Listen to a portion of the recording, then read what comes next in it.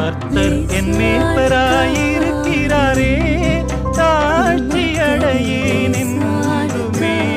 கர்த்தர் என் மேய்ப்பராயிருக்கிறாரே, அவர் என்னை புல்லுள்ள இடங்களில் மேய்த்து அமர்ந்த தண்ணீரண்டை நடத்துகிறார். கர்த்தர் என் மேய்ப்பராயிருக்கிறாரே.